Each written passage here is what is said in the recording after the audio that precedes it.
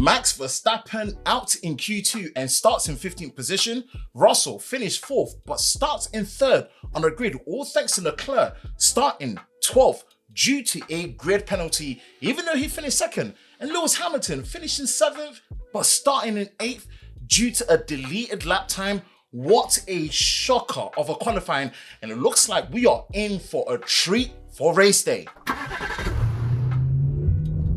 The Formula 1 2023 season is in full swing with the second race of the season on the way in Saudi Arabia, which being a street circuit means lots of speed and not much room to work with, and could mean a safety car might just be the spanner in the works that turns the race on its head. Let's give you our qualifying highlights and breakdown here at Lover of Cars. And in Q1 of qualifying, we saw a big shock with Lando Norris in his McLaren out, and we'll be starting in 19th position, which as a McLaren fan is a painful one to see, but hopefully Lando can turn it around and make something happen on race day. As strong as Max, Checo and Red Bull were looking for a 1-2 finish after Q1 and looked to be carrying it through all the way to the end for race day, Max was in for some bad luck with a drive shaft failure, causing him to nurse his car back to the pits, which in the end meant he was out of qualifying and will be starting in 15th position.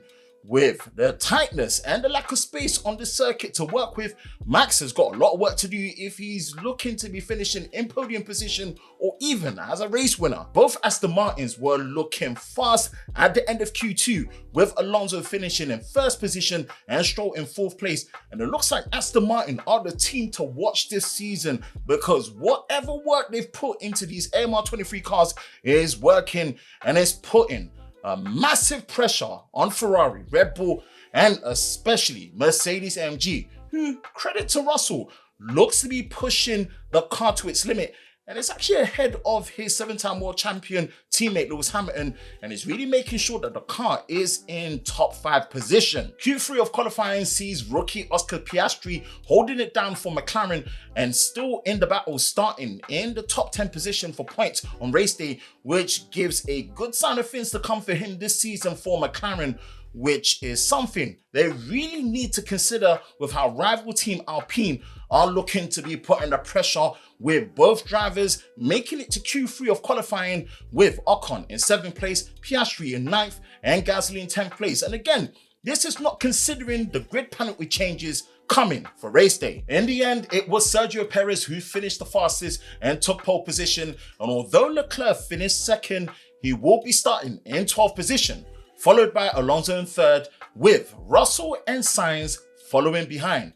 Lewis Hamilton could only best 7th position, but will be starting in a position lower due to a deleted time, and will have even more work to do in the mix of the Alpine of Ocon and Aston Martin of Stroll ahead of him, starting on the grid for race day. The F1 season for 2023 has barely started, and what a surprising turn of events already. This makes it even harder to call what is going to happen on race day with how fast and, need I say it, kind of dangerous this track is. It could come down to a safety car. What's your predictions for the Saudi Arabia Grand Prix for 2023? Let us know in the comment section below. And of course, it's me, Ben from Lover of Cars. Subscribe, follow, and like for more F1 content like this.